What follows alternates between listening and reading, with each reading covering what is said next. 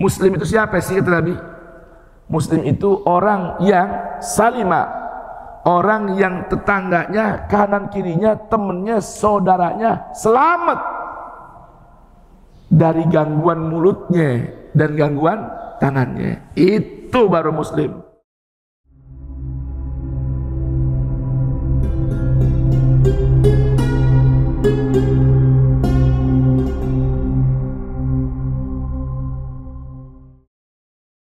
Bismillahirrahmanirrahim. Assalamualaikum warahmatullahi wabarakatuh. Mohon berkenan buka mushafnya, Quran surah Al-Baqarah halaman ke-20. Quran surah Al-Baqarah halaman ke-20. Alhamdulillah alladzi hadana bi'abdihil mukhtari man da'ana ilaihi bil idni wa qad nadana labbaika ya man dallana wa hadana. Shalla alayka Allahu bari'uka alladhi bika ya mushaffa'u khassana wa habana ma'a alikal athhar ma'dini sirrikal asma fahum sufunun najati himana wa ala sahabatil kiram humati dinika asbahu liwalaihi unwana والتابعين لهم بصدق ما حدا حاد المودة هيج الأشجانا سبحانك لا علم لنا إلا ما علمتنا إنك أنت العليم الحكيم ولا حول ولا قوة إلا بالله العلي العظيم فرب اشرح لي صدري أمين ويسر لي أمري واحلل عقدة من لساني يفقه قولي ربنا آتنا من لدنك رحمة وهيئ لنا من أمرنا رشدا ربنا زدنا علما هب لنا حكما علمنا من لدنك علما توفنا مسلما وألحقنا بالصالحين واجعل لنا لسان صدق في الآخرين واجعلنا من ورثة جنة النعيم ولا تخزنا يوم الدين ولا تخزنا يوم يبعثون يوم لا ينفع مال ولا بنون إلا من أتى الله بقلب سليم فاجعلنا اللهم ووالدينا وأولادنا وأزواجنا وذرياتنا وأحبابنا ومشايخنا وتلاميذنا وإخواننا ومن أوصانا واستوصلنا بالدعاء الخير اجعلنا وإياهم يا كريم ممن أتاك بقلب سليم نويت التعلم والتعليم والنفع والانتفاع والإفادة والاستفادة والتذكر والتذكير والحث على التمسك بكتاب الله وسنة رسوله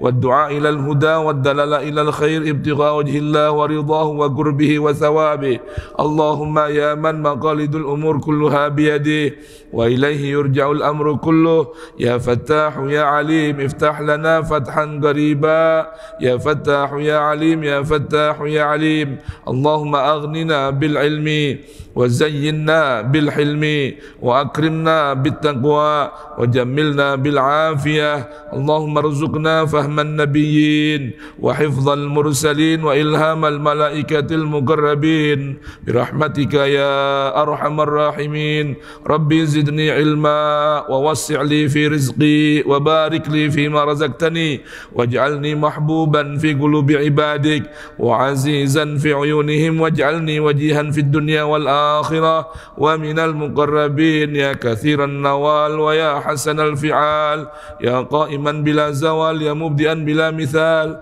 فلك الحمد ولك المنة ولك الشرف على كل حال صلى الله على سيدنا محمد وآله الطيبين الطاهرين والتابعين لهم بإحسان إلى يوم الدين برحمتك يا أرحم الراحمين وعلينا معهم وفيهم إنك أنت أرحم الراحمين والحمد لله رب العالمين. Alhamdulillah para hadirin dan hadirat jamaah kajian tadabbur Al-Quran Masjid Al-Mahdi yang semoga senantiasa dirahmati, diampuni, diberkahi, diridhai oleh Allah Subhanahu wa taala. Amin ya rabbal alamin.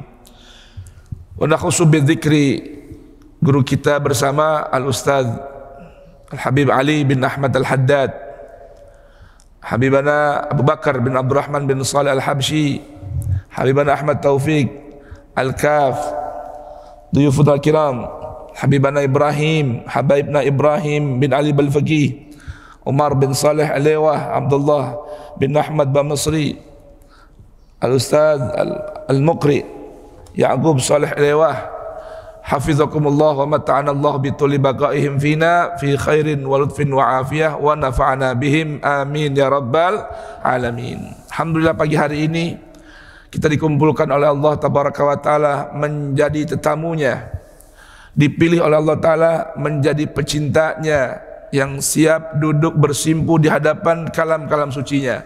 Mudah-mudahan sebagaimana Allah tabaraka wa ta'ala anugerahkan kita hidayat taufik, semoga Allah anugerahkan kita hidayatul irsyad, semoga Allah anugerahkan kita ikhlas dalam beramal, dan apa yang kita renungkan di pagi hari ini diberikan manfaat oleh Allah subhanahu wa ta'ala fid dunya wal akhirah, amin ya rabbal alamin. Ibu-ibu hadirat yang senantiasa dirahmati Allah tabaraka wa ta'ala, pagi hari ini kita akan renungkan sebuah tema maudhu' tentang wasiat Allah tabaraka wa ta'ala dalam Al-Quran. Artinya pesan-pesan penting atau pesan-pesan yang sangat penting di antara ribuan kalam Allah yang berisikan pesan-pesan Allah. Al-Quran adalah wasaya rabbaniyah. Al-Quran seluruhnya 30 juzuk, 114 surah berisikan segala pesan penting dari Allah.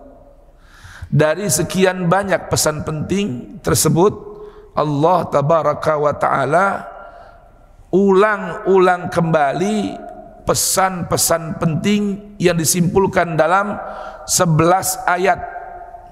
Berapa? 11 ayat Al-Quran, atau 12 ayat Al-Quran. 12 pesan penting Allah dalam Al-Quran. Dari ribuan ayat disimpulkan, dipilihkan lagi ada pesan-pesan yang super penting. Maka dalam Al-Quran ada 12 ayat yang terdapat dalam Quran surah Al-Baqarah, Al-Ma'idah, An-Nisa, dan yang lain-lain yang akan kita renungkan pagi hari ini. Ini merupakan ringkasan di antara pesan-pesan yang sangat penting. Bahkan dari 12 ayat ini ada 6 ayat. 6 ayat suci Al-Quran ini Allah gunakan dan pilihkan redaksi pesannya dengan kata wassa. Wassa yuwassi. Sekalipun ada yang bentuk pesannya menggunakan ausa yusi. Lalu apa bedanya? Dalam bahasa Al-Quran, setiap kata yang berbeda bentuk timbangan kata juga memiliki makna yang serupa tapi tak sama. Ausa yusi isa'an artinya pesan-pesan penting, ikut wazan af'ala yuf'ilu. Namun ada redaksi bentuk pesan penting ini Allah gunakan akar kata wassa yuwassi tausiyatan. Contohnya yang akan kita renungkan di pagi hari ini, Quran surah Al-Baqarah ayat 132. Nah, kata wassa yuwassi serupa maknanya tapi tak sama dengan ausa yusi. Wassa yuwassi ada penekanan dan ada pesan berulang-ulang. Litad'if, ikut bentuk kata fa'ala yufa'ilu taf'ilan. Artinya pesan ini mesti diingatkan ulang-ulang, disebut berulang-ulang karena saking pentingnya pesan ini untuk diamalkan. Yang uniknya, 5 ayat suci Al-Quran dari 12 pesan-pesan penting Tuhan, 5 yang terkait dengan urusan harta. Yang 5 pesan penting Allah tentang apa? Urusan harta. Allah gunakan kata ausa yusi. Contohnya dalam Al-Quran surah An-Nisa, yusikumullahu fi auladikum lidzakari mithlu hadzil unsayain. Urusan harta Allah gunakan kata ausa yusi. Namun urusan yang terkait dengan hubungan selain harta, Allah Ta'ala, kejamaahan, persatuan, akhlak, bersikap ihsan, Allah gunakan kata wassa yuwassi.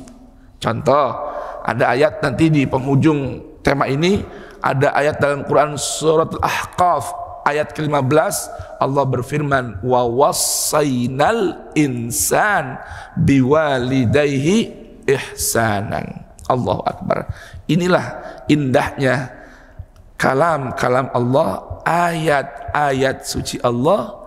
Dari urusan bentuk kata sudah Allah pilihkan hal yang begitu sempurna. Alhamdulillah. Mudah-mudahan Allah berkenan menyempurnakan iman kita, menyempurnakan ihsan kita, menyempurnakan ketaatan kita pada Allah Subhanahu wa Ta'ala. Nah, kita mulai pagi hari ini renungan Quran suratul Baqarah ayat 132 hingga 134, namun tidak ada salahnya kita baca dan kita renungkan dengan renungan singkat Quran surah Al-Baqarah mulai ayat 127. Allah Tabaraka wa Ta'ala berfirman, dan kita buka bacaan dan renungan Al-Quran kita pagi hari ini dengan membaca Ummul Quran suratul Fatihah. Bermohon kepada Allah semoga Allah berkenan jadikan kita min ahlil Fatihah, orang-orang yang Allah Subhanahu wa Ta'ala berikan bimbingan ila siratin mustaqim ma'al ladzina an'amallahu alaihim minan nabiyyin wassiddiqin wasyuhada wassalihin. Dan mudah-mudahan Allah anugerahkan kita panjang umur fi sihatin wa afiyah fi ta'atillah wa rasulih. Allah anugerahkan kesembuhan bagi orang yang sakit, Allah dekatkan orang-orang yang jauh, Allah ingatkan orang-orang yang lalai, Allah bimbing orang-orang yang lengah. Dan mudah-mudahan Allah Subhanahu wa Ta'ala jadikan kita semua di sini, suami kita, istri kita, anak kita, zuriyah kita, Allah jadikan kita semua min ahlil Quran. Ja'alallahu wa iyyakum wa walidina wa auladina wa azwajina wa dzurriyyatina min ahlil Quran zahiran wa batinan. Tak lupa doakan orang tua kita sudah meninggal dunia, dan kita mohon pada Allah setiap huruf Al-Quran yang kita baca di pagi hari ini, begitupun kapan waktu kita baca dan renungkan, Allah kirimkan pahalanya dan kebaikannya untuk orang tua kita di alam barzakh. Allah jadikan kuburnya raudhah min riyadil jannah. Dan mudah-mudahan orang tua kita, mertua kita, guru-guru kita, ulama-ulama kita yang masih hidup, Allah anugerahkan panjang umur fi sihatin wa afiyah, tulul umur fi husnil amal, muyassar maqdil hajat, mad'ud du'a ala hadhihi niyya wa kullu niyatin salihah jalibal likulli khair dafi'al likulli syarr ala ma nawaina ala ma talabna ala ma rajawna ala ma sa'alna anna Allah yadkhil niyatana fi niyati nabina Muhammad wa ali baitih, wa anna Allah yadkhil su'alana fi su'al Nabi Muhammad wa ali baitih, wa anna Allah yadkhil talabatina fi talabi Sayyidina Muhammad wa ahli baitih, wa anna Allah, dan mudah-mudahan ala hadhihi niyya wa kullu niyatin salihah jalibal likulli khair dafi'al likulli syarr wa ila hadratin Nabil Mustafa Muhammadin sallallahu alaihi wa alihi wasallam. Al-Fatihah. أعوذ بالله السميع العليم من الشيطان الرجيم. بسم الله الرحمن الرحيم. الحمد لله رب العالمين. الرحمن الرحيم. مالك يوم الدين. إياك نعبد وإياك نستعين. اهدنا الصراط المستقيم. صراط الذين أنعمت عليهم غير المغضوب عليهم ولا الضالين. رب اغفر لي ولوالدي وللمؤمنين آمين. أعوذ بالله السميع العليم من الشيطان الرجيم. وَإِذْ يَرْفَعُ إِبْرَاهِيمُ الْقَوَاعِدَ مِنَ الْبَيْتِ وَإِسْمَاعِيلُ رَبَّنَا تَقَبَّلْ مِنَّا إِنَّكَ أَنْتَ السَّمِيعُ الْعَلِيمُ. ربنا واجعلنا مسلمين لك ومن ذريتنا أمة مسلمة لك وأرنا مناسكنا وتب علينا إنك أنت التواب الرحيم ربنا وابعث فيهم رسولا منهم يتلو عليهم آياتك ويعلمهم الكتاب والحكمة ويزكيهم إنك أنت العزيز الحكيم ومن يرغب عن ملة إبراهيم إلا من سفه نفسه ولقد اصطفيناه في الدنيا وإنه في الآخرة لمن الصالحين إذ قال له ربه أسلم قال أسلمت لرب العالمين ووصى بها إبراهيم بنيه ويعقوب يا بني إن الله اصطفى لكم الدين فلا تموتن إلا وأنتم مسلمون أم كنتم شهداء إذ حضر يعقوب الموت إذ قال لبنيه ما تعبدون من بعدي قالوا نعبد إلهك وإله آبائك إبراهيم وإسماعيل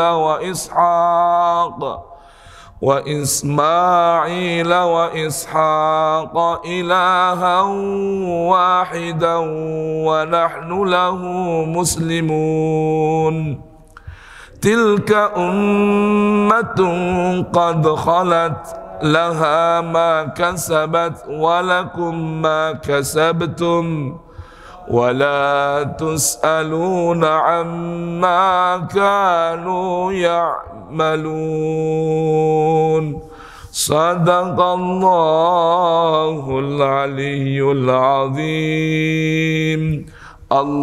اللهم ارحمنا بالقرآن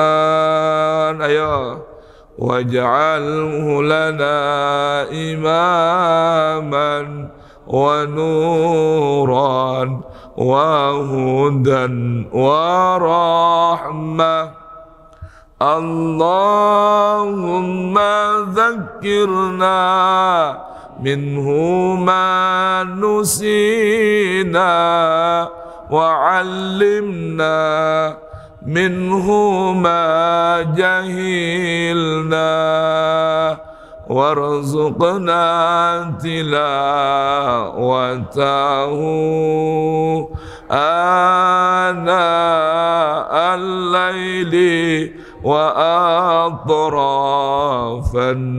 النهار واجعله لنا حجة يا رب العالمين. Alhamdulillah Rabbil Alamin.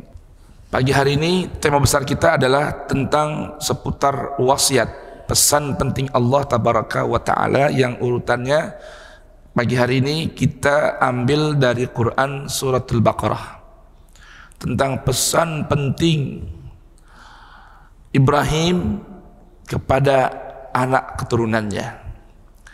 Ini berangkat dari kisah seorang imam panutan, seorang manusia teladan yang Allah jadikan linnasi imaman, pemimpin suri teladan, contoh terbaik bagi seluruh manusia.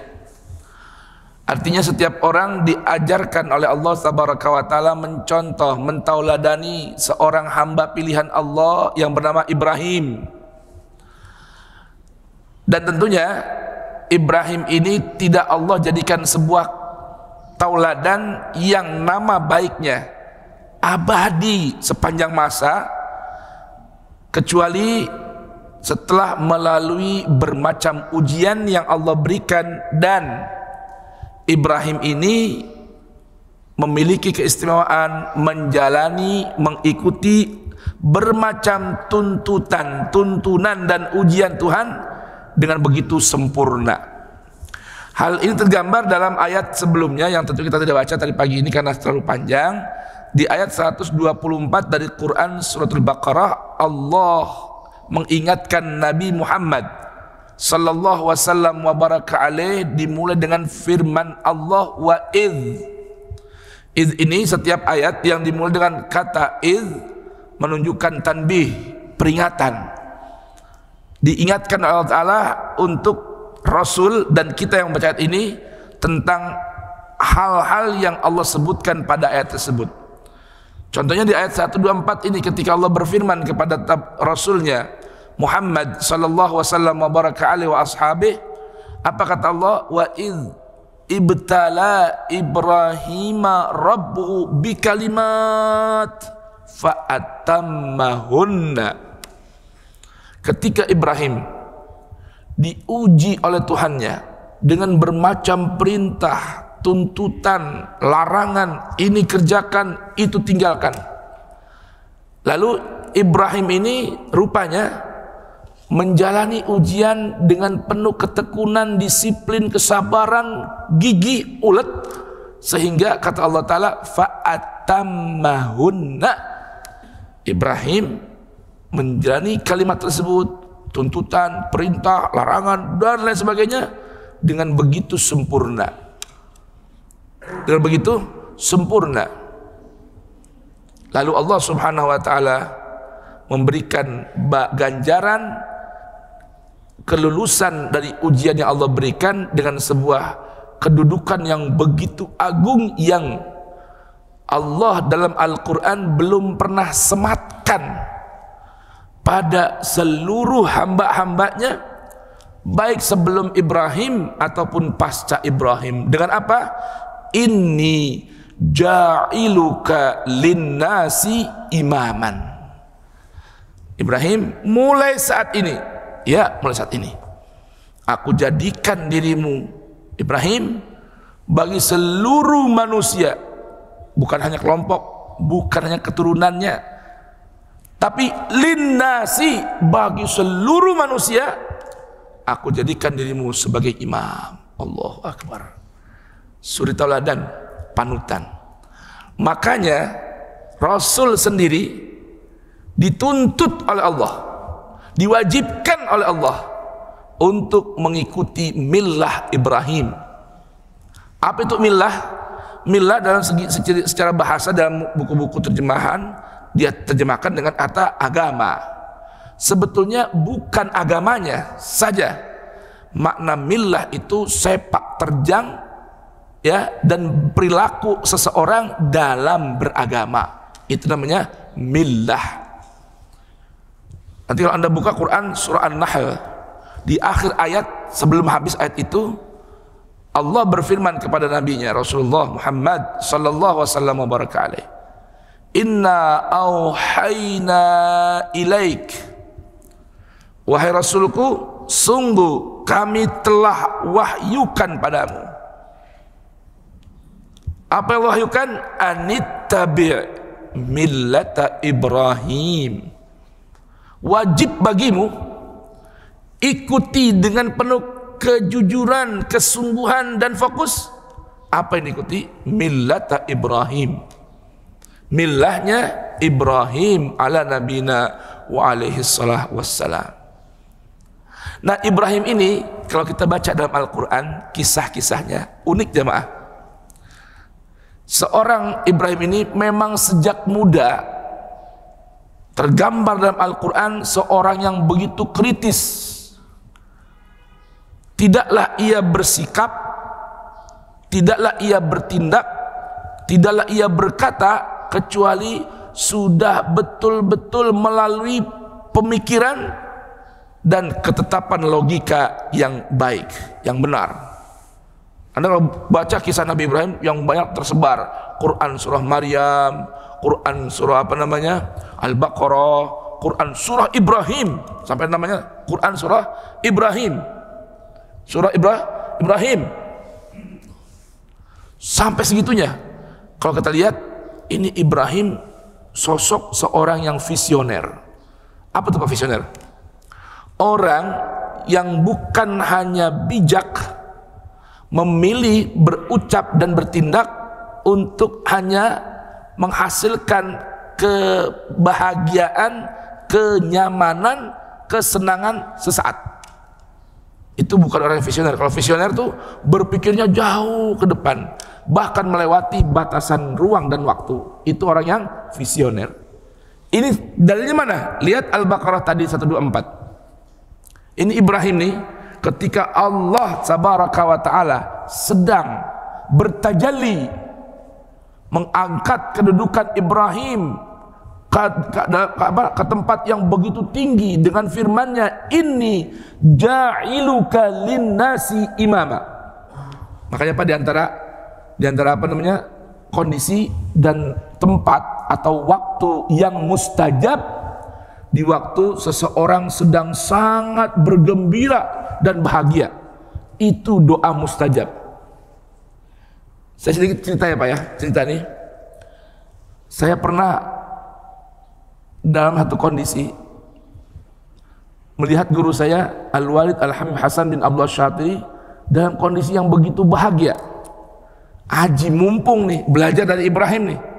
Saya minta sesuatu yang mungkin teman-teman satu pesantren belum pernah berani memintanya.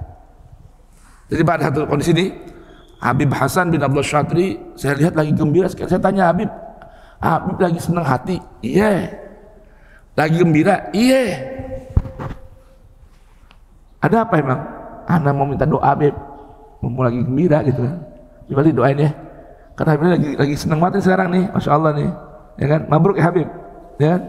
Doain Habib. Saya minta doa sesuatu yang mahal buat saya saat itu dan ke depan. Apa itu Pak? Saya minta diantaranya, minta Habib kalau antum selamat masuk surga, saya nemenin antum bareng-bareng. Ini permintaan gila ya gitu ya.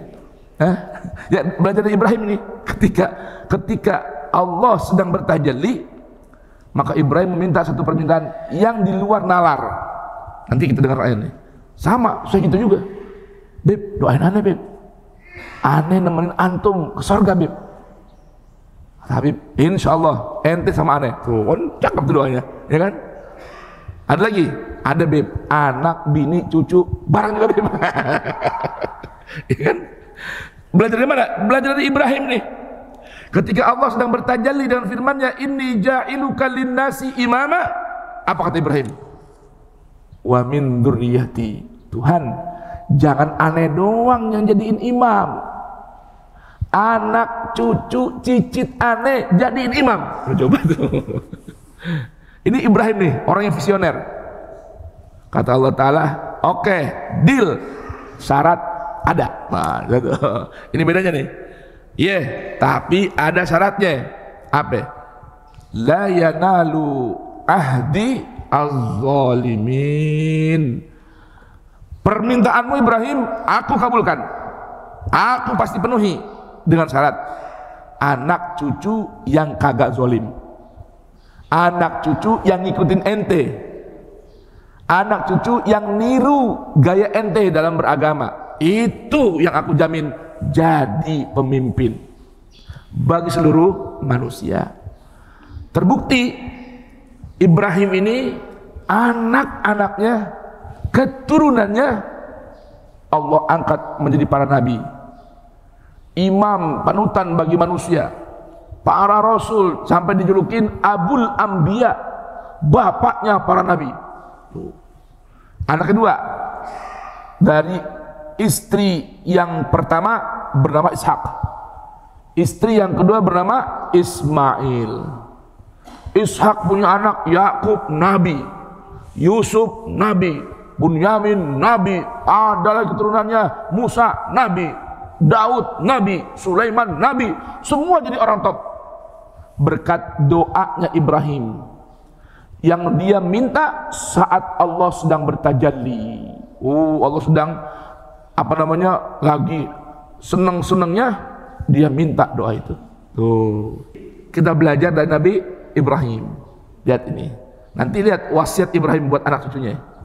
Tiru Ibrahim nih. Sekarang coba lihat, hampir-hampir pemimpin-pemimpin hebat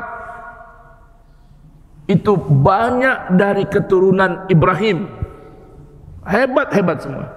Sampai sekarang nih, para habaib kita itu anak cicitnya Ibrahim. Yang penting syaratnya cuma satu, la yanalu ahdi az-zalimin. Nabi Muhammad aja dipesan-pesan, anittabi millata Ibrahim. Karena apa? Nanti di ayat berikutnya ada sebuah ancaman dari Allah Subhanahu wa taala. Sekarang kita lihat ini. Kisah Ibrahim sedikit kita renungkan. Rasul, ingatlah olehmu saat Ibrahim sedang mengangkat, meninggikan pondasi-pondasi Baitullah. Lihat ini. Ini pelajaran berikutnya yang kedua. Tadi dari seorang Ibrahim, seorang yang visioner. Yang kedua, jangan lupa setiap habis berbuat kebajikan, berbuat amal baik, ucapkan apa yang diucapkan oleh Ibrahim ini. Ini Ibrahim habis kerja nih. Kerja apa?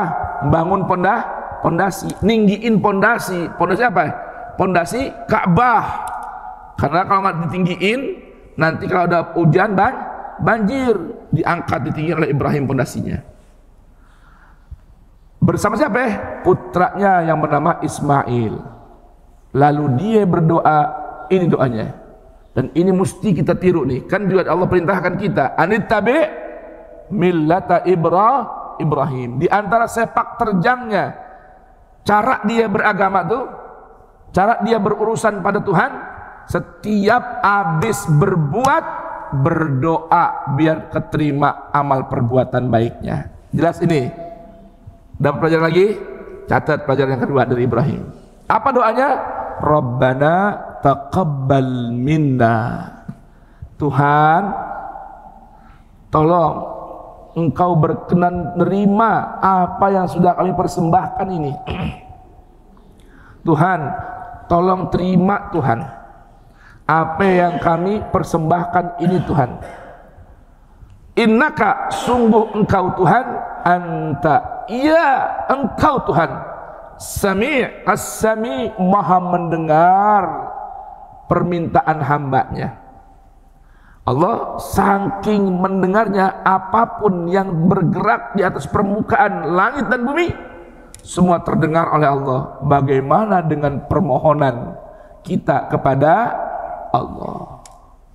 Pak, nih pentingnya berdoa. Ada sebuah ungkapan dari Amirul Mukminin Ali bin Abi Thalib. Tidaklah orang ngangkat tangannya. Coba angkat tangannya. Pak, angkat tangannya, Pak. Ngapain itu, Pak? Minta kan? Orang bisa sampai ngangkat tangan itu pertama atas izin dan bimbingan Tuhan. Jadi ketika kita ngangkat tangan nih minta, berarti Allah gerakin kita punya tangan untuk minta padanya. Berarti Allah yang punya kepengen. Jelas ini? Allah yang punya kepengen. Berarti kalau orang nggak mau angkat tangan berdoa, berarti Allah nggak kepengen dengar permintaan orang itu. Jelas tidak?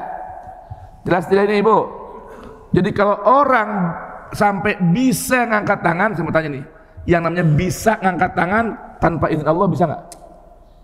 Bisa nggak? Berapa banyak orang stroke pengen banget angkat tangannya sampai nangis-nangis, tangannya nggak bisa diangkat.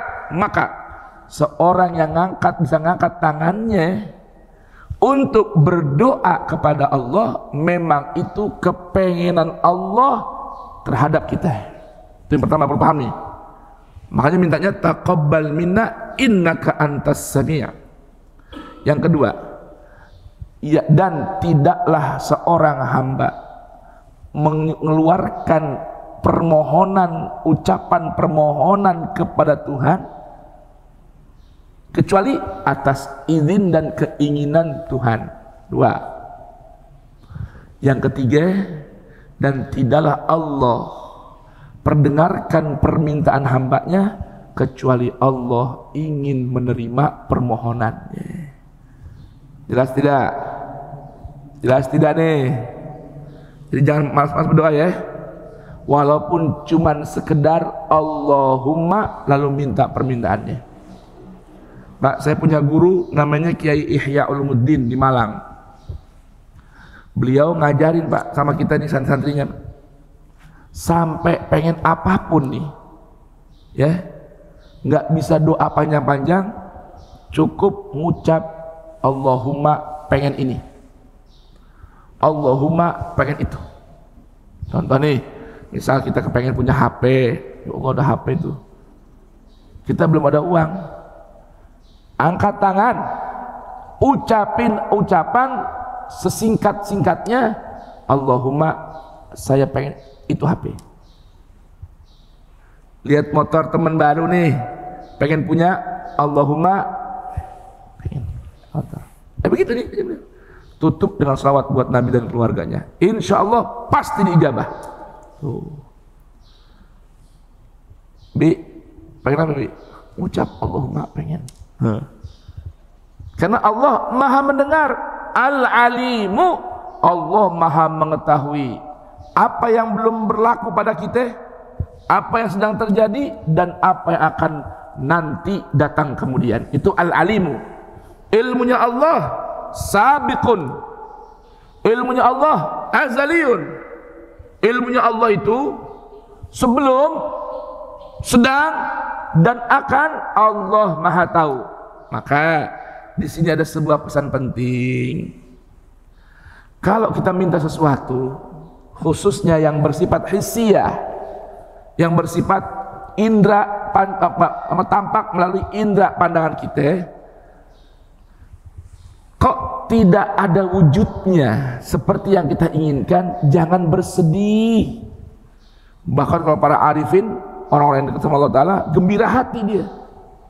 Tadi contohnya, ya Allah ada mobil, ya Allah Engkau maha mendengar, ya Allah berikan aku mobil yang model gini, ya Allah. Itu diucapin berulang-ulang 10 tahun enggak dapat-dapat. Lalu bolehkah kita mengatakan atau bahkan waliyadzubillah meyakini Allah enggak mendengar, Allah enggak tahu apa yang kita pengen? Jangan. Allah maha mendengar, tapi ingat, Allah juga maha tahu sebelum terjadi sesuatu, sedang yang berlangsung, dan nanti akan datang. Boleh jadi kalau Allah kasih, akhirnya malah lupa sama Allah. Bahkan para arifin, ketika dia minta lalu Allah nggak realisasikan wujudnya di hadapannya, dia bergembira hati. Alhamdulillah, saya punya tabungan untuk hari kemudian melalui doa-doa yang tidak Allah wujudkan di kehidupan dunia saya. Tuh.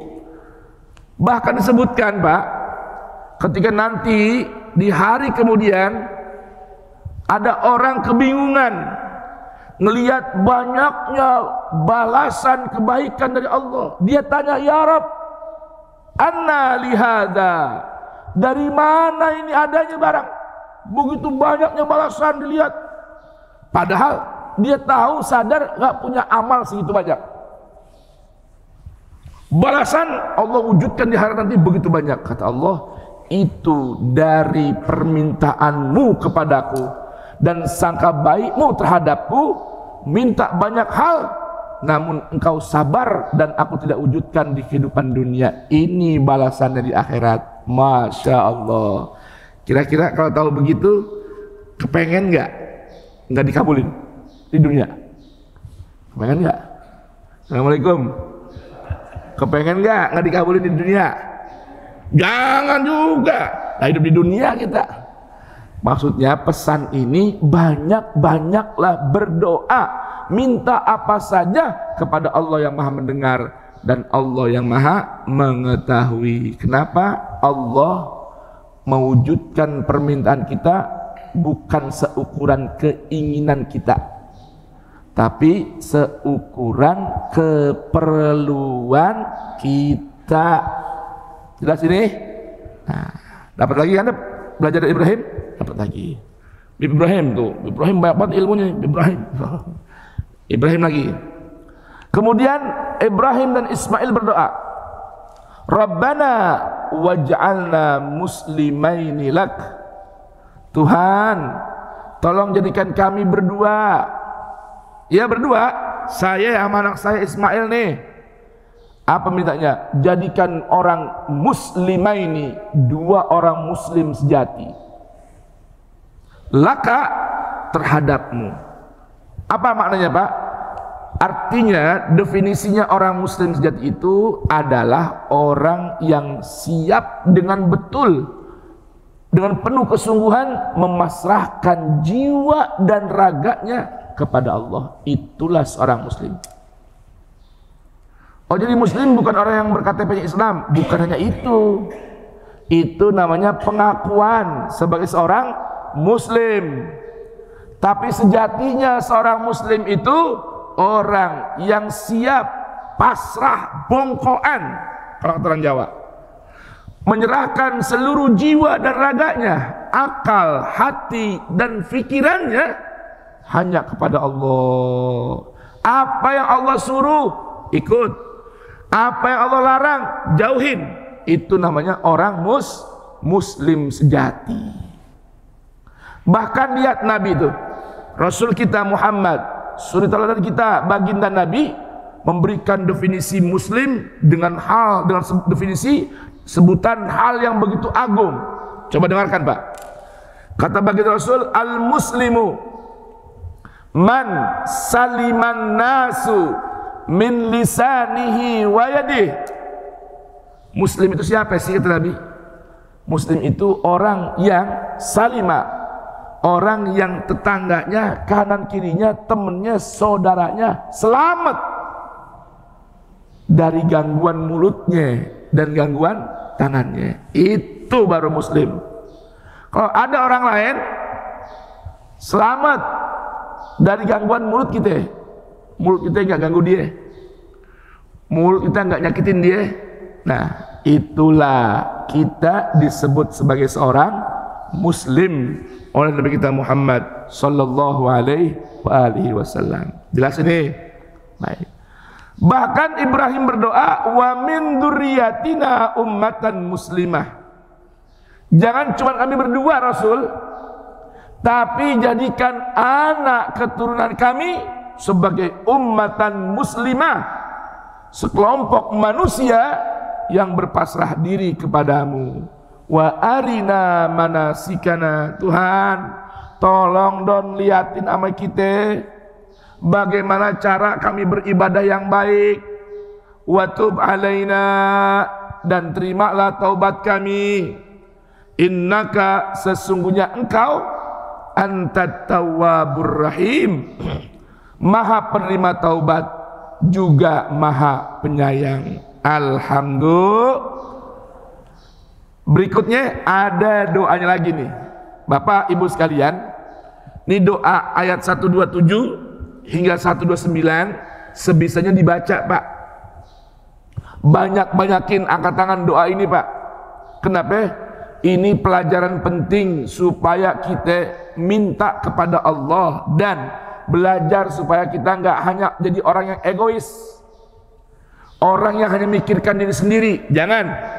Ini pelajaran dari Ibrahim dan Ismail ini, pesan dari Allah ini. Apa sih intinya Pak? Belajarlah jadi orang yang visioner.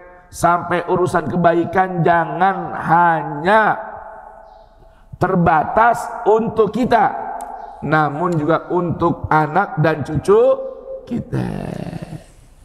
Nanti aplikasinya bagaimana? Setiap bersikap dia akan pikir panjang. Tuh lihat tuh, ya, apa-apa dipikirin, anak cucu nanti dapat apa kagak. Tuh, kalau orang pikirnya visioner Pak, maka misinya akan bagus, jalan hidupnya akan bagus. Dimulai dari visi yang bagus, jauh ke depan. kalau orang hidup tanpa tertib, tanpa mikirin jangka panjang, maka dia akan terjebak dengan kungkungan yang ada di masa saat ini saja. Tuh, jelas nih. Contoh Pak, contohnya ya, orang yang berpikir panjang nih. Bapak, Ibu, kita hidup di dunia setiap hari sibuk ngumpulin hal yang bersifat material. Dagang, usaha, kerja, nabung, beli tanah, ya, beli mobil. Pak, kemarin ada baca satu artikel Pak, ada seorang Pak punya mobil, satu orang nih punya mobil lebih dari 500, coba. Punya mobil lebih dari 500. Itu kalau sehari pakai satu aja Pak, itu kalau tiap hari jalan setahun setengah baru habis tuh mobil. Nggak kebayang saya punya orang, bukan cerita orang duitnya banyak, bukan, tapi bisa punya kendaraan sampai 500 Pak. Jangan tanya di mana naruhnya, cuma gampang. Kalau uang banyak berarti apa? Punya garasi gede. Cuman kapan tuh makainya? Kapan nikmatinnya? La ilaha illallah. Nah, kalau orang yang visioner, dia nggak egois, hanya mikirin kenikmatan buat dirinya doang. Pak, udah capek kerja, usaha dari pagi banting tulang sampai malam, rekening digendutin, investasi dibanyakin, punya emas berkilo-kilo. Ibu, ada nggak sekilo punya emasnya? Sekilo doang, sekilo. Nggak deh, ya Allah, kasihan amat Pak. Ini ibu-ibunya beliin emas Pak, barang sekilo aja deh, ya. Sekilo aja beliin. Hah? Nggak usah sampai 10 kilo, nggak usah, sekilo beliin. Ada punya batu berlian banyaknya dikumpulin, jam tangan mewah, ibu-ibu nyimpen tas yang bermacam-macam, yang Louis Vuitton lah, apa tuh namanya, tas harga juta-jutaan, dikumpulin, tanah lebar, duit banyak. Maaf, meninggal dunia nggak punya peninggalan apa-apa. Rugi nggak kira-kira? Maksudnya apa tuh nggak punya peninggalan apa-apa? Lah punya amal jariah, wala punya amal soleh. La ilaha illallah. Dia doang menikmati, tapi hakikatnya dia nggak nikmatin juga. Yang nikmatin anak cucu. Berantem lagi ntar. Bapak kan tahu rumah saya di mana? Hah? Di mana? Di Gandaria, betul nggak? Itu ada jalan namanya apa? Jalan Haji Nawi, ya kan? Itu kakek samping Pak. Itu Haji Nawi peninggalannya. Bapak tuh kalau sebelum masuk Haji Nawi lewat yang mana? Lampu merah ITC Fatmawati, betul nggak? Itu Pak di antara peninggalan Haji Nawi. Begitu Bapak dari arah sini tuh, pas lampu merah ada Plaza Mebel, ada toko-toko gordeng. Itu punyanya Haji Nawi Pak. Sekarang yang nikmatin anak cucunya. Udah anak cucunya cukup aja duduk manis, duit tiap bulan masuk. Saya punya orang tua, kakek dari kerabat samping Haji Nawi. Kakek saya cuma guru ngaji, seperti Habib Ali nih, ngajar Quran. Dulu masa hidupnya jadi pembantunya Habib Ali Kuitang. Pak, bukan orang kaya sebutnya. Saya punya kakek namanya Guru Muswanib, orang Betawi bilang panggilannya Guru Sanib.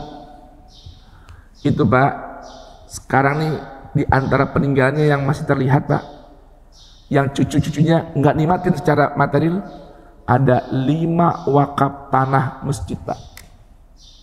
Itu orang pinter tuh, orang pinter tuh.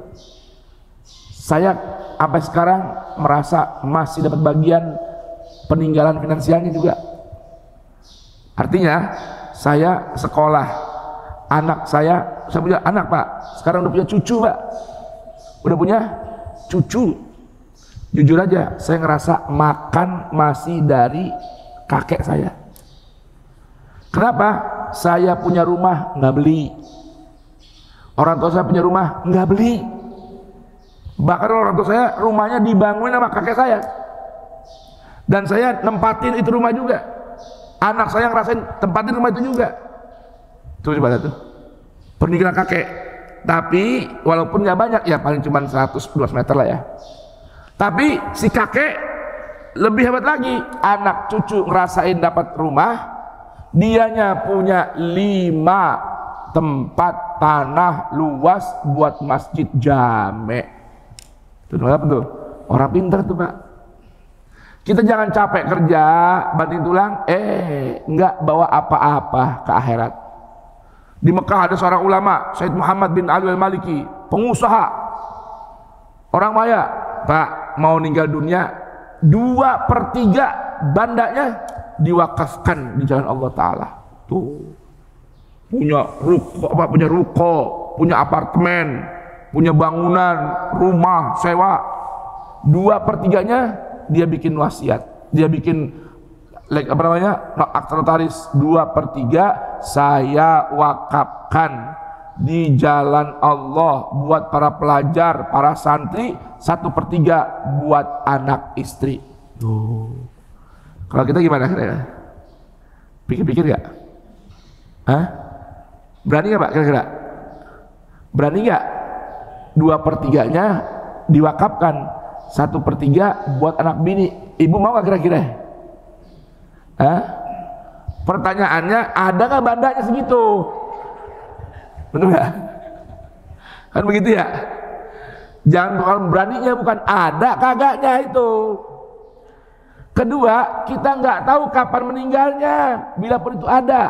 Makanya orang yang model begitu tuh Pak, pikir panjang, masih hidup seger, udah bikin surat wasiat seperti itu, realisasinya saat meninggal dunia. Tuh, ibu dari sekarang nih punya emas kilo, bikin surat, ya kan ya, 2/3 ya saya infakkan di jalan Allah Ta'ala. Suami, anak, tanda tangan. Kapan terasinya? Kalau saya meninggal dunia. Tuh, kenapa Bu? Bu, kalau meninggal banyak emas, lakinya girang, enak buat modal, kan begitu Pak ya. Tuh. Nah, Ibrahim berdoa apa lagi nih? Rabbana wab'ats fihim, Tuhan tolong perkenankan utus di tengah mereka anak cucu kami. Hari ini kan dipikir panjang nih, Ibrahim kapan Ibrahim? Ini Bu, Pak, realisasinya melalui sosok Nabi kita Muhammad. Nabi kita Muhammad itu cicit nggak tahu yang keberapa tuh dari Ibrahim. Nabi aja sampai Adnan udah berapa tuh? Nabi Muhammad putra Abdullah, Abdul Muttalib, Hashim, ya sampai Adnan ke Ishak, ke Ismail dan Ibrahim jauh lagi. Allahu Akbar. Tuh. Tapi doanya Ibrahim terwujud yang paling besar, paling agung melalui sosok cicitnya yang bernama Sayyiduna Muhammad. Kenapa Ibrahim minta nih, biar ada dari anak keturunan Ismail, kau utus di tengah mereka rasulan, seorang duta, minhum, dari mereka anak cucu kami, seorang utusan duta yang yatlu alaihim ayatika, yang membacakan, menyampaikan ayat-ayat sucimu, wa yu'allimuhumul kitab wal hikmah, yang mengajarkan ilmu dan hikmah, wa yuzakkihim, yang membersihkan jiwa dan akal pikiran mereka. Innaka, sungguh engkau, anta, iya engkau, al-aziz, yang maha menang, nggak bakal ada yang bisa ngalahin, al-hakim, yang maha bijaksana. Assalamualaikum. Sehat semua ya Bapak? Al-hakim itu artinya maha bijaksana. Kenapa disebutnya kok maha bijaksana, bukan bijak sini? Ayo coba. Nah, ini ada artinya yang sembarangan nih Bapak. Bijak itu orang yang berucap, bersikap, bertindak, berpikir mana yang baik dan mana yang buruk. Nah, sana itu artinya bukan hanya saat ini, tapi sampai ke depan kebaikannya ada dan gak ada efek buruknya. Maka itu arti bijaksana. Dan Allah tidaklah menetapkan satu hukum dan sesuatu ketetapan kecuali sudah ada ukurannya sampai masa yang akan datang. Itulah Allah Al-Azizul Hakim. Maka ingat nih sekarang ayat berikutnya, Allah berikan warning. Apa tuh warning? Waman yarghabu, siapa orang yang kagak demen. Nggak demen apa ya? Mengikuti millat Ibrahim. Hari ini pelajaran yang paling penting dari Ibrahim, millahnya adalah berpikir bijaksana, berpikir visioner, bersikap baik, tidak egois pada diri sendiri. Itu namanya millatnya Ibrahim. Itulah millatnya Ibrahim. Maka Allah ingatkan dan berikan warning kepada kita semua. Siapa di antara kita yang gak suka ngikutin sepak terjangnya Ibrahim dalam beragama? Illa man safiha nafsah, kecuali dia memang orang yang bodoh. Tapi Pak, kata safiha ini bukan hanya bodoh, artinya jahil, gak tahu, bukan. Di dalam Al-Quran nih Pak, ada sebutan jahil, ada sebutan safi, beda maknanya, artinya serupa tapi tak sama. Apa maksudnya? Kalau jahil orang yang nggak tahu karena belum tahu. Ngerti Pak?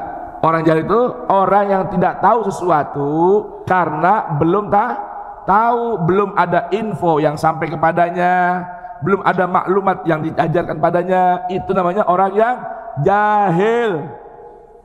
Kalau orang yang safi lain. Orang yang safi, satu, dia nggak tahu.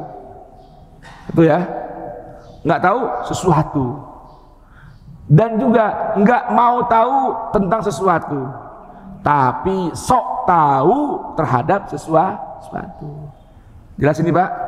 Assalamualaikum. Arti orang yang safiha nafsa apa tuh? Orang yang nggak tahu, terus nggak mau untuk tahu, dan terakhir orang yang sok tahu. Itu namanya safiha nafsah. Beda ya? Ini bukan hanya sekedar bodoh, bukan. Kalau bahasa singkatnya, orang safiha nafsah itu bukan orang bodoh, orang yang tolol. Tuh. Ngerti Bu? Nah, jadi ada istilah jahil, safi, ahmak. Ada macam-macam istilah tentang sesuatu yang menggambarkan ketidaktahuan seseorang akan sesuatu. Nah, kalau safiha bukan sekedar jahila, tetapi orang yang nggak tahu dan nggak mau tahu, tapi sukanya sok tahu. Orang yang nggak demen ngikutin sepak terjangnya Ibrahim dalam beragama, kata Allah Ta'ala, itulah orang yang tidak tahu, yang nggak mau tahu, dan pastinya suka sok tahu. Jelasin ya?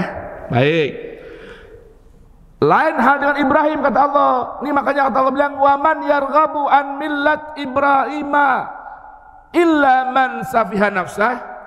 Kenapa sih perlu ngikutin Ibrahim dalam urusan beragama, bahkan dalam cara sepak terjang beliau beragama? Kata Allah, walaqad istafainahu fid dunya. Kata Ibrahim, sudah kami pilih dari yang baik-baik, yang terbaiknya Ibrahim. Nih yang pilih Ibrahim. Dan sekian banyak hamba-hamba Allah, Allah pilih Ibrahim.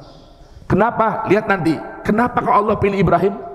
Artinya di zaman hidup Ibrahim banyak nggak orang lain? Banyak nggak? Banyak. Ada yang di derajat namanya Namrud. Banyak. Ayah angkatnya juga ada. Kenapa yang Allah pilih sekian banyak orang yang terbaik? Allah pilih Ibrahim jadi hamba pilihan. Dengerin, nanti ada alasannya ayat berikutnya. Yang kedua kata Allah, wa innahu fil akhirati laminas salihin. Ibrahim ini betul-betul nanti di akhirat masuk kelompok hamba-hamba Allah yang soleh. Bapak minta kepada Allah supaya kita jadi orang soleh. minta kepada Allah supaya anak turun kita juga dijadikan oleh Allah orang yang soleh. Itu diantara wasiat Allah. Nanti kita baca di akhir Quran surah Ahqaf ayat 15 dan Quran surah An-Naml. Itu Allah ajarkan kita minta jadi orang soleh, masuk rombongan orang soleh, punya anak cucu cicit orang soleh. Kenapa Pak? Kenapa kok perlu jadi orang soleh? Kenapa kok perlu minta anak cucu orang soleh? Kenapa Satu alasannya, karena orang soleh itu orang yang paling banyak harapan hidup selamat dunia akhirat. Apa pasal? Apa sebab? Bapak Ibu sekalian, orang soleh itu orang yang senantiasa dapat doa selamat dari setiap orang yang sholat di dunia ini. Bapak tadi sholat subuh gak? Sholat subuh? Baik. Ada ngucap apa di tahiyat akhirnya? At-tahiyatul mubarakatus salawatut tayyibatu lillah. Berikutnya apa? Assalamu alayka ayyuhan nabiyyu wa rahmatullahi. Berikutnya assalamu alayna wa ala ibadillahis salihin. Tuh, orang soleh dari setiap orang yang sedang sholat dan duduk tasyahud itu dapat doa selamat. Doa keselamatan dimintakan pada Allah buat orang soleh dari setiap orang yang sholat di dunia. Sehari kira-kira berapa orang yang sholat? Tadi kira-kira subuh berapa orang yang sholat di dunia? Ada 1 miliar? Ada? Ada. 1 miliar orang doain selamat buat orang soleh. Allahu Akbar.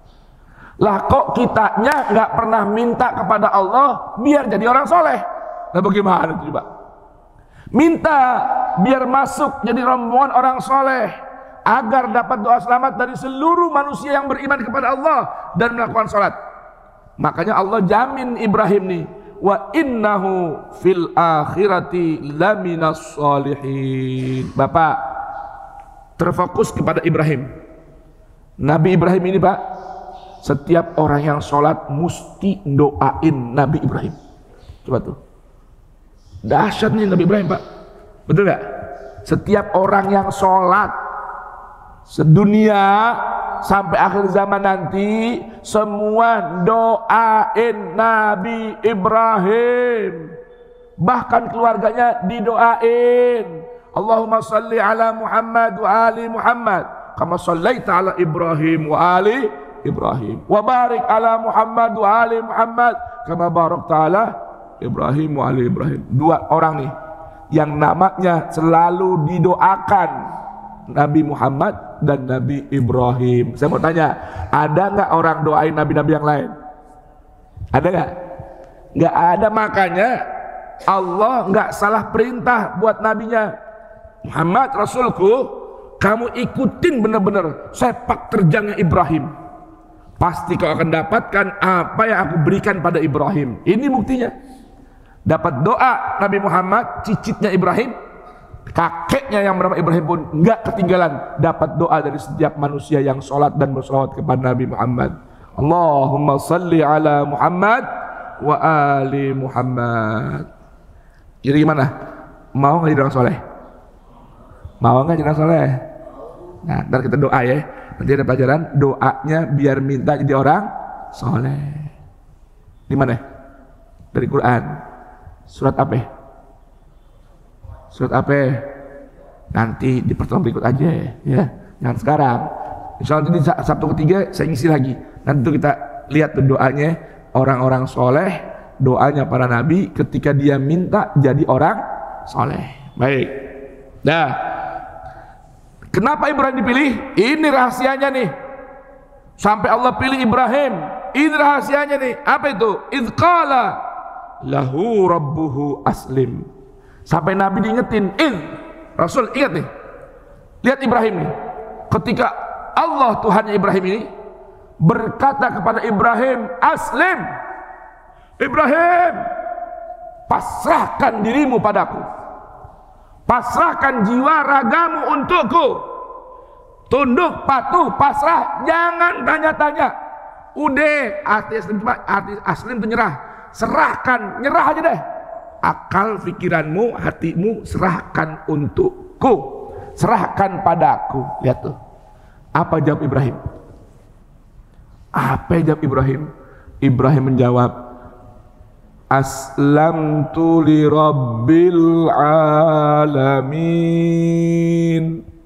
Ya Tuhan, aku siap, mulai saat ini aku pasrahkan seluruh jiwa ragaku kepada siapa? Kepada siapa? Pemilik alam semesta. Jadi orang boleh tunduk patuh, Pak, secara totalitas, tanpa tawar-tawar, tanpa ngeyel-ngeyel, tanpa bawel-bawel, hanya boleh kepada Tuhan semesta alam raya. Tuh, kata Tuhan begini, iya Tuhan, nggak usah cari tahu apa alasannya perintah Tuhan. Siap ayah, pasrah dulu, nanti Allah akan tunjukkan petunjuknya. Tuh, aslamtu li rabbil alamin. Nah, kira-kira udah dapat pelajaran penting belum dari kisah Nabi Ibrahim ini? Dapat belum? Banyak kan? Ya, sekarang karena Ibrahim ini satu sosok manusia yang jangankan kita, Nabi Muhammad saja disuruh sama Allah ikutin sepak terjang dan tata cara Ibrahim dalam beragama. Maka lihat pesan penting Allah kepada kita semua, Allah sampaikan melalui pesannya Ibrahim kepada anak cucunya. Apa itu pesannya? Dengerin. Wa wassa biha Ibrahimu banihi wa Ya'qub. Wa wassa biha Ibrahim. Tuh, tadi tuh sebuah ikrar, aslamtu li rabbil alamin. Kalimat aslamtu li rabbil alamin, aku pasrahkan diriku hanya kepada Rabb alam semesta raya. Ibrahim jadikan sebuah pesan penting buat anak dan keturunannya. Tuh, dengerin ya. Jadi apa tuh pesan pentingnya? Aslamtu li rabbil alamin. Itu kalimat Ibrahim jadikan sebuah wasiat. Tuh. Buat siapa? Kata Allah, buat anak keturunannya, banihi. Begitupun ini dijadikan oleh Yakub, cucunya Ibrahim. Yakub putra Ishak, putra Ibrahim. Jadi Yakub juga karena anaknya banyak, ada 11 orang kalau tidak salah. Ya. Ini Yakub jadikan wasiat tadi, kalimat aslamtu li rabbil alamin, sebagai wasiat juga buat anak-anaknya. Ibrahim kepada Ishak, Ishak kepada Yakub, Yakub kepada anaknya. Ini pesan berturun-temurun, pesan kalimat aslamtu li rabbil alamin. Sambil berkata Yakub kepada anak-anaknya, ya baniya, wahai anak-anak lakiku. Termasuk kalau ada anak perempuannya. Apa kata Yakub? Innallaha astafa lakumuddina. Allah udah pilihin yang paling bagus buat kalian sebagai agama kalian. Apa agama yang paling bagus? Islam. Itu tata cara, itu aturan, Allah udah pilihin yang terbaik buat kalian. Jangan pilih-pilih yang lain lagi. Ad-din, ajaran hidup, ad-din, ajaran agama, jangan lagi pilih yang lain. Karena Allah udah pilihkan yang terbaik buat kalian. Apa itu? Dinul Islam, ajaran agama Islam. Nih kalau sekarang nih bentuknya berupa Al-Quran ini, inilah yang Allah pilihkan buat kita, yang paling terbaik di antara kitab-kitab Allah. Allah pilihkan buat umat akhir zaman kitab terbaik, ajaran yang paling istimewa, yaitu ajaran Al-Quran. Allahu Akbar. Coba tuh. Maka pesannya Yakub, begitupun pesannya Ishak yang dikutip dari pesannya Ibrahim, fala tamutunna illa wa antum muslimun. Allah, suara sampai habis ini. Ya, Mbak, Ibu, pesannya Yakub pada anak turunnya, fala tamutunna, jangan sampai ada yang mati kalian, jangan sampai mati illa wa antum muslimun, kecuali kalian mati dalam keadaan Islam, sebagai seorang muslim sejati yang memang aslamtu li rabbil alamin. Allahu Akbar. Ya Allah. Nah sekarang ada lagi kisah nih. Itu tadi wasiat Ibrahim kepada anak-anaknya yang diambil oleh Yakub. Sekarang Allah kisahkan kondisi Yakub sebelum meninggal dunia. Ini Pak sebuah pelajaran penting. Jangan sampai kita meninggal dunia nggak punya wasiat. Awas, penting nih bikin wasiat nih. Ibu, Bapak, penting kita bikin wasiat sebelum meninggal. Kapan bikinnya? Kapan bikinnya? Sebelum meninggal. Kapan bikinnya wasiat?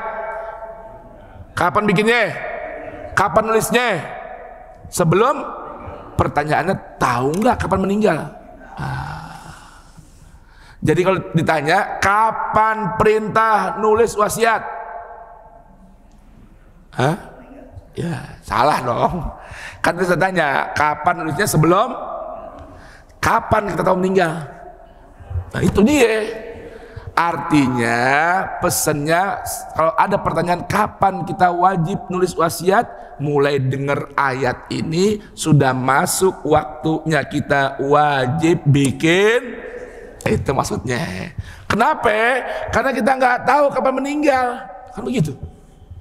Ya, ini wasiat ini sampai ada sebuah ungkapan Pak, riwayat nih, siapa di antara kita yang meninggalkan dunia, ini ancaman ini dalam sebuah riwayat hadis nih, man mata ala ghairi wasiatin, atau dalam riwayat siapa orang meninggal dunia di bawah bantalnya nggak ada surat wasiat, katanya nih Nabi kita bilang silahkan mati jahiliyah atau yang lain. Jangan mati dalam keadaan Islam. Artinya apa nih? Pentingnya kita bikin wasiat, minimal wasiat ucapan. Nah, ini pelajaran nih. Sekarang orang tua, kita orang tua ya? Orang tua bukan? Pak, orang tua bukan? Emang tua? Kalau saya sih masih muda Pak, cuman alhamdulillah udah punya cucu. Jadi tua juga rupanya, ya kan ya? Nah, ya jangan kakak-kakak ketuaan itu, udah bilang tua gitu dah. Ya, pesan ayat ini Pak, pelajaran nih, pelajaran penting nih tentang kalau kita mau visualkan kondisi Yakub sebelum meninggal ngumpulin anak-anak. Masalahnya nggak semua orang tahu meninggal apa dalam kondisi nyaman kayak gitu, tenang, ataukah dadakan kan gitu ya. Saya punya kakek sih dengar cerita begitu, gurusan itu mau meninggal tuh anak semua dipanggil, yang keluar di luar rumah tuh semua yang jauh-jauh dikumpulin semua, dikasih pesan, ajak baca Yasin bareng-bareng, ya, lalu minta dibimbing meninggal dunia. Ya Allah, enak banget ya begitu ya. Persiapan berarti kan ya, enak ya. Ayo semua panggil semua pulang, anak mantu panggil, cucu mantu panggil. Dan saya ingat tuh gambar kecil saya tuh, masih kecil, itu saya di situ duduk tuh nongkrong dengerin, dia baca Yasin bareng-bareng. Lalu saya punya kakek baca sanip, kasih pesan buat anak-anaknya. Lalu beliau minta dibimbing baca syahadat meninggal dunia. Masya Allah. Nah ini pentingnya pelajaran nih. Am kuntum syuhada, kata Allah nih, emang kalian ada yang ikut nyaksiin? Apa jawabannya? Emang ada di antara kalian yang ikut nyaksiin? Nyaksiin apa? Idh hadara Ya'qubal maut. Ingat tatkala Yakub mau meninggal dunia, artinya datang waktu kematian. Allah tanya nih, Anda nyaksiin nggak? Assalamualaikum. Allah tanya, ente pada nyaksiin nggak kejadian Yakub tuh, Nabi Yakub putra Ishak putra Ibrahim waktu mau meninggal dunia? Nyaksiin kagak? Nyaksiin nggak? Ya jawaban nyaksiin lah, kan kita dengar ceritanya di sini. Gini ya mah, dengar ini. Inilah Al-Quran ini. Allah nggak bilang ente lihat nggak, enggak. Ente nyaksiin nggak? Kalau melalui ayat ini kita saksinya. Nah ini, makanya lihat ya jamaah, Allah tuh ya, lihat Al-Quran setiap katanya, udah ada semua perhitungannya, nggak bakal bisa jadi apa disalah-salahin. Makanya waktu puasa Ramadan tuh dalam Al-Quran Allah bilang bagaimana? Faman syahida minkumus syahra fal yasum. Allah nggak bilang siapa yang ro'a melihat, enggak.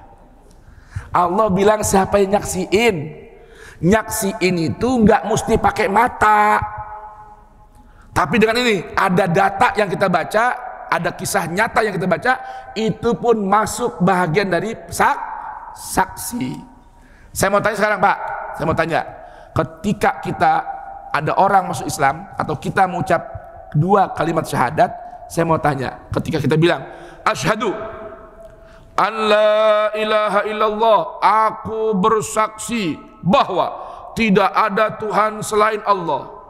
2, aku bersaksi bahwa Muhammad adalah utusan Allah. Saya mau tanya, Bapak udah lihat Allah belum? Halo, ayo. Aku bersaksi Muhammad utusan Allah. Udah pernah lihat belum Nabi Muhammad? Nah, Allah bilang bukan melihat, ngerti gak? Tapi menyaksikan. Ini sekarang apa Allah bilang? Am kuntum syuhada? Apa ente udah nyaksiin? Apa jawabnya? Udah, karena udah baca ini ayat, udah nyaksiin. Nyaksiin apa? Kisahnya Yakub, idh hadara Yakubal maut. Apa itu kesaksiannya? Ini pelajarannya. Idh qala libani. Saat itu Yakub ngumpulin anak-anaknya dan bilang sama anak-anaknya, apa yang dibilang? Sebuah pertanyaan, ma ta'buduna mim ba'di. Lihat nih, Nabi Yakub mau meninggal, minta persaksian dulu sama anak-anaknya. Apa itu? Dia nggak mau nih, dia meninggal dunia, ninggalin anak-anak yang tidak beriman, bahkan nyekutukan Allah. Enggak mau dia. Jadi dia mau lepas tangan, lepas tanggung jawab dengan apa? Minta persaksian anak-anak dulu. Ma ta'buduna min ba'di. Anak-anakku, abah udah mau meninggal. Sekarang abah mau tanya, nanti sepeninggal abah, ente pada nyembah apa? Apa yang kalian sembah nanti? Anak-anak semua menjawab, qalu na'budu ilahaka wa ilaha abaika Ibrahim wa Ishaq ilahan wahidan wa nahnu lahu muslimun. Ya Allah, ini kalau hidup begini Pak, enak banget nih. Mau meninggal dunia, anak kumpulin dulu, enggak? Kumpulin semua. Bini semua, bini semua lagi. Berapa sih bininya? Kumpulin semua. Cucu kumpulin semua. Tanya semua, Njit udah mau pulang nih, udah berasa deket banget yang mau jemput. Ya, Abah Njit mau tanya, nanti kalau Abah Njit udah nggak ada, kalian mau nyembah apa? Tuh, apa yang kalian sembah? Kegembiraan yang paling agung, dahsyat ketika anak cucu berucap dengan apa yang diucapkan oleh anak-anak Yakub. Apa ucapannya? Kami akan selalu menyembah Tuhanmu dan Tuhan ayahmu Ibrahim dan Ishak, Tuhan yang satu, dan kami siap menjadi muslim sejati. Enak bener itu Pak, enak bener. Nabi aja nih mau meninggal dunia khutbah di hadapan para sahabat. Nabi nih mulai pulang haji di sebuah rest area, Sampai pulang ke Madinah diulang-ulang tuh ucapan. Nabi nanya kepada para sahabat dan berpesan. Apa pesannya? Ingat ya, aku nih udah ngerasa dekat dijemput sama malaikat. Ingat, aku tinggalkan kalian sebuah wasiat. Bila kalian berpegang pada keduanya, ini sama dengan pesan Ibrahim nih, sama dengan wasiat Ibrahim. Pesannya Nabi, pegang dua perkara. Dua perkara ini cuma bekal pusaka yang berat. Ini memang pesannya berat nih. Pesannya berat nih. Apa itu? Kata Nabi, yang satu lebih berat dari yang kedua. Apa itu? Peganglah Al-Quran.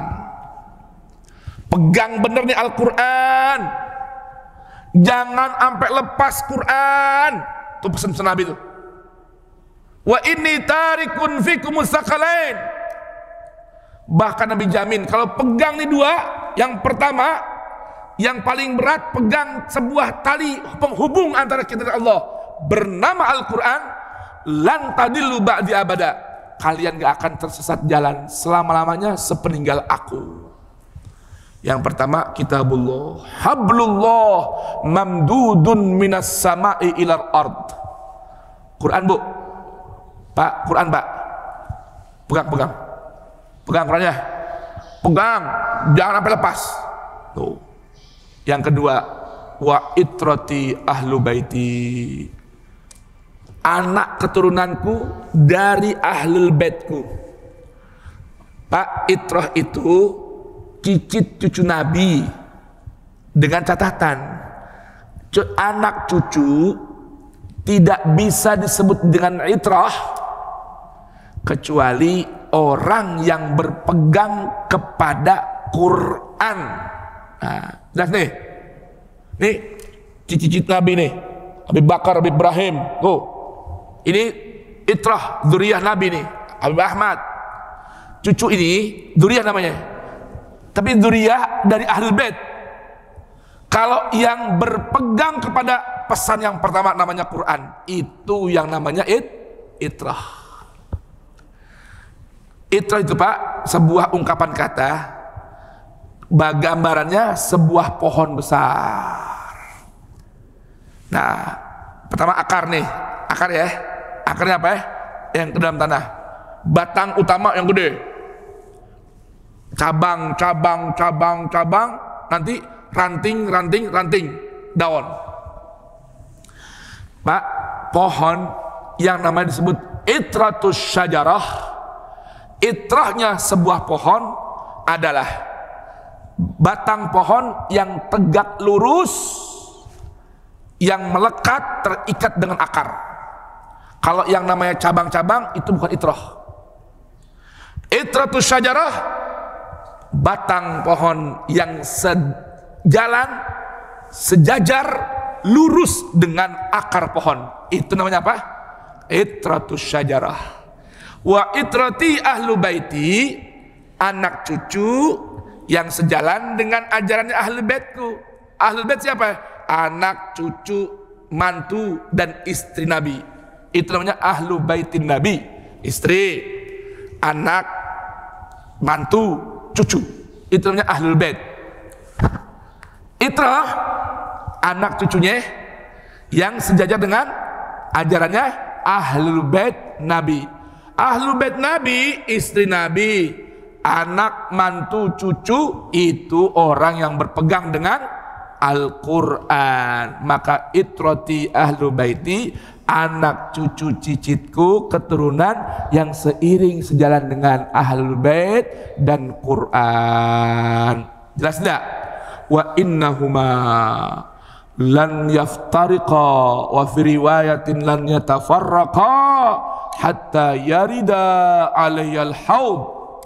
Dan yang namanya Quran dan ahlu baitku, keduanya nggak akan terpisah, nggak akan bisa dipisah, sehingga kedua-duanya datang kepadaku di telaga surga nanti. Nah Pak, ini pelajarannya. Maka Allah tutup firman-Nya dengan tilka ummatun qad khalat. Itulah sekelompok manusia, itulah satu komunitas, Ibrahim, Ismail, Ishak, Yakub dan anak keturunannya qad khalat, yang kisah hidupnya telah berlalu, namun menoreh sejarah baik sepanjang zaman. Ini penting nih. Penting Bu, kita punya perilaku baik, mengikuti ajaran Ibrahim. Kenapa? Supaya ketika lelang waktu berlalu, kisah sebutan kita selalu baik. Ibrahim kisahnya baik, Ismail kisahnya baik, Ishak kisahnya baik. Tuh, itu udah berlalu tuh. Tapi kisah hidupnya nggak lekang dimakan zaman, selalu diambil, ditiru kebaikannya. Allahu Akbar. Itu pentingnya Pak, Bu. Kenapa sih perlu jadi orang soleh? Supaya sebutan, bahkan anak cucu bangga punya kakek orang yang sebutannya baik. Jangan sembarangan loh, sebutan tuh pengaruh loh Bu. Pak, saya mau tanya sekarang, tadi saya cerita tentang siapa? Kakek saya bangga gak jadi cucunya? Nggak malu ceritain kakek saya cuma guru ngaji, nggak malu. Kenapa? Guru ngaji, betul. Saya nggak malu ceritain kakek saya bukan orang kaya, tapi punya peninggalan 5 wakaf masjid dan tanahnya. Allahu Akbar. Tuh, enak gak begitu? Saya bangga jadi cucunya Haji Sanib. Gitu. Coba kalau kita nih dikenal sebutannya koruptor, waliyadzubillah, pencuri, pembohong, penipu, pemalsu. Kira-kira cucu kita malu nggak? Cicit kita malu nggak? Ngomong-ngomong, antum siapa namanya? Aneh Fulan bin Fulan bin Fulan. Ajib, kakek ente si Fulan. Oh iya, oh yang tukang tipu. La ilallah. Enak ya? Hah? Enggak, bukan. Nama doang mirip. Gitu ada. Nama doang sama. Oh, kakek ente pemalsu ijazah. Wah, kakek ente tukang korupsi. Malu nggak kira-kira? Ya Allah, itu baru sebutan doang tuh. Waliyadzubillah. Itulah perlunya kenapa kita mesti berusaha jadi orang soleh dan berdoa supaya punya anak cucu cicit orang-orang soleh. Apa doanya, Pak? Mau nggak diajarin doanya? Mau nggak diajarin doanya? Nanti Sabtu ketiga insya Allah ketemu lagi. Kan udah habis ini. Tilka ummatun qad khalat laha ma kasabat. Balasan baik buat mereka juga yang punya sebutan dan cerita baik. Betul gak? Wa 'alaiha walakum ma kasabtum, dan kalian juga mesti bikin hal yang sama, kasab yang sama. Ini kisah bukan hanya qad khalat doang, tapi ambil pelajarannya, mereka dapat kebaikan, dan kalau kalian ingin mendapatkan hal yang sama, tirulah perilaku mereka. Jelas ini? Dan ingat satu hal kata Allah Ta'ala, satu hal, jangan jadi orang kepo, jangan jadi orang fudul, jangan jadi orang konyol. Kenapa? Wala tus'aluna amma kanu ya'malun. Kalian gak akan ditanya oleh Allah, kagak bakal ditanya apa keburukan yang telah mereka kerjakan, gak ada. Yang ada kalian akan bangga dengan sebutan baik, kebaikan mereka. Ingat, jangan kepo urusan orang apalagi sudah berlalu. Ngerti gak? Kecuali hanya ambil pelajarannya. Kenapa? Kita gak bakal ditanya sama Allah tentang amal orang. Iya, jangankan orang lalu, orang dulu. Pak, saya nggak bakal ditanya tentang amalannya Habib Ahmad Taufik, enggak. Bapak nggak akan ditanya tentang amal saya, enggak. Yang Allah tanya amal kita masing-masing. Wala tus'aluna amma kanu ya'malun. Maka perlu pesannya apa? Sibukkan diri kita. Ishtaghil binafsik wasyaghil nafsaka amma kunta tus'alu amma ta'mal. Sibukkan diri kita dengan apa? Dengan sesuatu yang nanti kita pasti ditanya tentang itu. Jangan sibuk ngurusin orang yang kita nggak bakal ditanya tentang amal orang. Jelas tidak kira-kira? Alhamdulillah. Tuh 1 jam lebih 10 menit duduk di hadapan Quran. Enak gak kira-kira? Gimana Al-Quran? Enak gak? Enak gak? Apalagi tinggal denger doang, betul gak? Paham gak? Paham. Jelas tidak? Jelas. Alhamdulillah. Kalau saya Pak, ini mau baca segini, nyiapin dulu bahannya ini. Ya, jangan sampai salah dalam menjelaskan ayat-ayat Allah. Nah, semua alhamdulillah, bukan saya hebat, tidak. ini sebuah pertolongan dari Allah buat kita semua. Saya orang pertama nanti sebelum Anda yang Allah akan tanya, ente nyampein ayat-ayatku, kapan kau kerjakan itu? Pak, begitu Bu. Saya ini orang pertama nih yang bakal ditanya sama Allah tentang apa yang saya sampaikan kepada Bapak sekalian. Nah, doakan saya, semoga Allah beri pertolongan bisa kita mengamalkan ayat ini. Wa ma uridu illal islah mastata'tu wa ma taufiqi illa billah alaihi tawakkaltu wa ilaihi unib. Amin ya rabbal